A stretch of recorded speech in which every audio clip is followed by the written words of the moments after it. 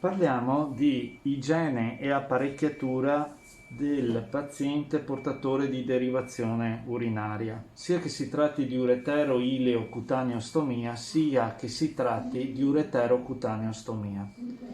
Prima di partire con la procedura del cambio, andiamo ad analizzare i prodotti che vengono utilizzati per questa procedura. Allora, si parte da un sacchetto per gettare i rifiuti. Ricordo che va gettato tutto nel secco non riciclabile indifferenziata. Avremo poi dell'acqua potabile a temperatura o ambiente o a temperatura di 36 gradi, quindi tiepida. Avremo dei guanti. Ricordo che il tutto verrà fatto con dei guanti se si tratta di una persona estranea al paziente. Se invece è il paziente che lo fa in piena autonomia, dovrà lavarsi bene le mani e igienizzarsi le mani con del gel igienizzante. Al posto delle garze, come abbiamo visto fare in reparto, il paziente a casa utilizzerà del panno carta, quindi un prodotto molto resistente, morbido, che costa relativamente poco e che pulisce meglio delle garze. Per misurare la dimensione della stomia e quindi procedere con un foro attraverso la forbice della dimensione corretta dello stoma, ecco che dovrò utilizzare un calibratore di stomia. Poi abbiamo il materiale principale, che è la placca inglobata con la sacca. In questo caso si tratta di un prodotto monopezzo o un sistema a due pezzi in cui la placca è separata dal sacchetto. Mentre il prodotto monopezzo viene cambiato quotidianamente, quindi ogni giorno si effettua il cambio e la procedura dell'igiene e sostituzione del presidio, nel sistema a due pezzi la placca viene cambiata un giorno sì, un giorno no, il sacchettino tutti i giorni. Per poter dormire sonni tranquilli, senza avere l'assillo che la sacca si riempia troppa d'urina, di notte ci si può collegare con la sacca appunto della notte, anche questa fornita dal Servizio Sanitario Nazionale. La sacca della notte può essere collegata al rubinetto del sacchetto della placca attraverso un connettore. Quindi ricordiamoci che al mattino, al distacco della sacca della notte, dovrò sempre recuperare il connettore se non ne ho a disposizione uno per ogni sacca. Il materiale che abbiamo qui a sinistra invece è un materiale di supporto. Ecco, qual è il materiale che può essere utilizzato a supporto del cambio? Abbiamo dello spray remover che viene utilizzato per staccare la placca. Ricordiamoci comunque che la placca può essere staccata anche utilizzando un po' di panno carta inumidito con dell'acqua e in maniera delicata la placca può essere staccata attraverso il panno carta. Però con uno spray remover sappiate che il prodotto si stacca senza creare nessun dolore alla cute o nessun danno da strappo. Possiamo avere uno spray protettivo. Lo spray protettivo serve per creare quel film protettivo una volta igienizzata la cute peristomale. Lo spray remover può essere anche sostituito dall'utilizzo di salviette remover per chi vuole non usare lo spray. Ricordiamoci anche che oltre alle salviette remover lo stesso spray protettivo può essere sostituito dalle salviette protettive. In alcuni casi lo stomaterapista consiglia l'utilizzo della pasta. È un prodotto protettivo per la cute, infatti si chiama pasta protettiva, ma si chiama anche pasta livellante perché va a livellarmi eventuali pliche cutanee. Nel caso di un arrossamento, di piccole ulcere in zona peristomale perché le urine possono alterarmi la cute intorno alla stomia, lo stomaterapista in alcuni casi consiglia l'utilizzo della polvere. Polvere, pasta e placca di cui è costituito il materiale protesico, si parla di idrocolloide, quindi materiale di medicazione avanzata, stesso identico materiale. In alcuni casi lo stomacoterapista consiglia anche l'utilizzo dell'anello che va in sostituzione della pasta, e anche in questo caso è un anellino che mi determina una maggior protezione della cute peristomale, o eventualmente anche di lunette per migliorare la tenuta del presidio sulla sede della cute peristomale. Bisogna fare una precisazione rispetto alla pulizia della cute peristomale in un ambito ospedaliero rispetto a un ambito domiciliare. Mentre in un ambito domiciliare si predilige l'utilizzo di acqua potabile e sapone neutro, in un ambito ospedaliero si predilige l'utilizzo di fisiologica.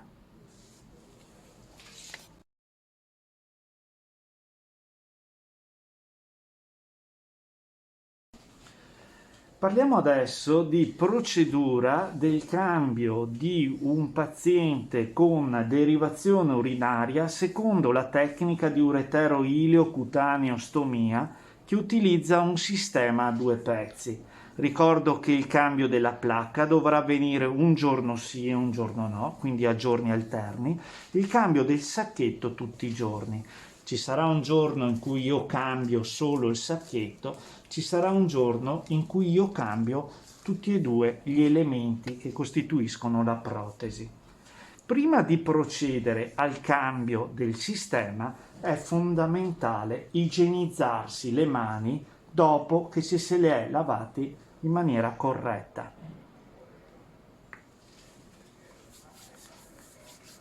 Una volta che mi sono igienizzato le mani, dovrò utilizzare dei guanti se io sono un caregiver per il paziente. Se invece è il paziente che in piena autonomia si cambia il presidio, è bene che si lavi molto bene le mani e se le igienizzi, e poi può fare il cambio senza l'utilizzo dei guanti. In questo caso utilizzo i guanti e me li indosso.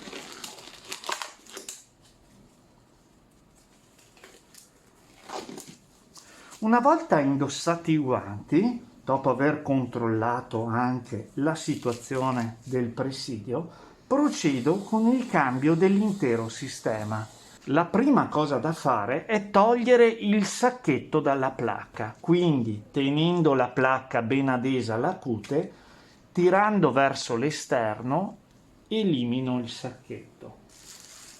Do una prima visione della stomia. Una volta tolto il sacchetto, elimino anche la placca. La placca la elimino utilizzando, come dicevamo nell'elenco del materiale, uno spray remover. Ricordiamoci anche che nell'eventualità di un'assenza di spray remover posso umidificare un panno carta con dell'acqua e in maniera delicata, utilizzando il panno carta umidificato, la placca si rimuove e si elimina nel secco non riciclabile. La prima cosa da fare è valutare stomia e cute peristomale.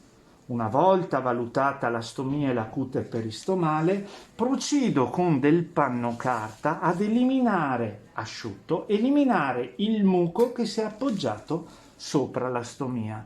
Ricordo che l'uretero-ilio-cutaneostomia è una stomia costruita con un tratto d'intestino.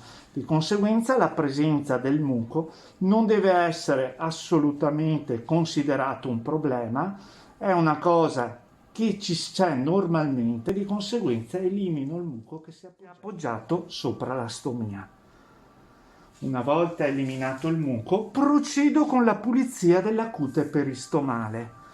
Prendo dell'ulteriore panno carta, prendo dell'acqua di rubinetto, prendo del sapone neutro e procedo con dei movimenti circolari dall'interno verso l'esterno.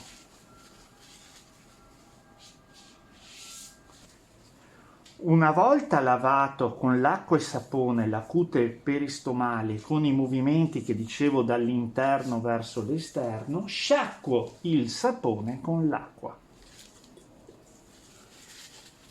utilizzando sempre movimenti circolari dall'interno verso l'esterno. Ricordiamoci che il passaggio fondamentale è l'asciugatura della cute peristomale tamponando. La cute peristomale deve essere ben asciutta perché se no il presidio, la placca, non mi resta attaccato. Una volta asciugata la cute peristomale, procedo con la valutazione del diametro dello stoma. Per valutare il diametro dello stoma utilizzo un calibratore di stomia. In questo caso, come potete notare, la dimensione dello stoma è di circa 30 mm. A questo punto prendo la placca, prendo la forbice. Come potete notare, la placca ha dei cerchi concentrici che mi vanno a definire le varie dimensioni di taglio. Arrivo a 30 mm di diametro. Più corretta è la dimensione del foro, più la pelle intorno alla stomia è protetta. Valuto la dimensione, vedo che la dimensione è corretta, a questo punto, togliendo la protezione della placca, applico il prodotto. Lo scaldo bene intorno alla cute in maniera che la placca resti ben adesa alla cute. Una volta applicata la placca, procedo con l'applicazione del sacchetto. Il sacchetto va a combaciare nella flangia e ad incastro lo inserisco all'interno della flangia della placca. A questo punto verifico la tenuta del presidio andando a tenere la placca sulla cute e tirando leggermente il sacchettino. Verificata la tenuta del sacchetto sulla placca, mi soffermo sulla chiusura del tappo del rubinetto della sacca per urostomia. Ricordo che alla sera posso collegare la sacca della notte. Per poterlo fare utilizzo un connettore specifico. Va inserito sul rubinetto della sacca e poi a questo va inserita la sacca notturna.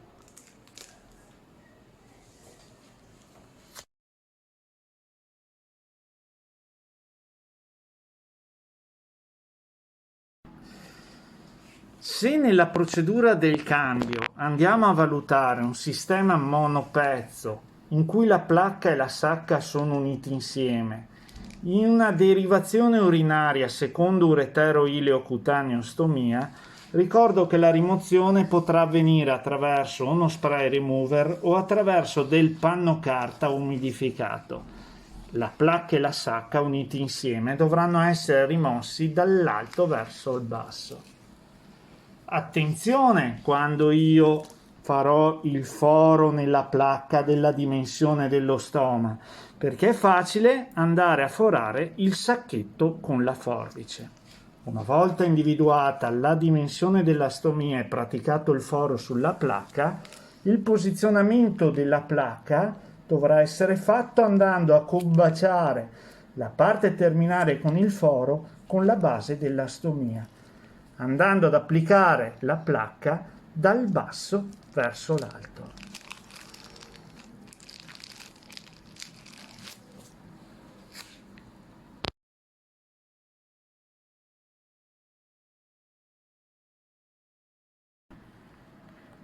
Questo passaggio di procedura è per spiegare come si rimuove la placca e la sacca in presenza di tutori ureterali.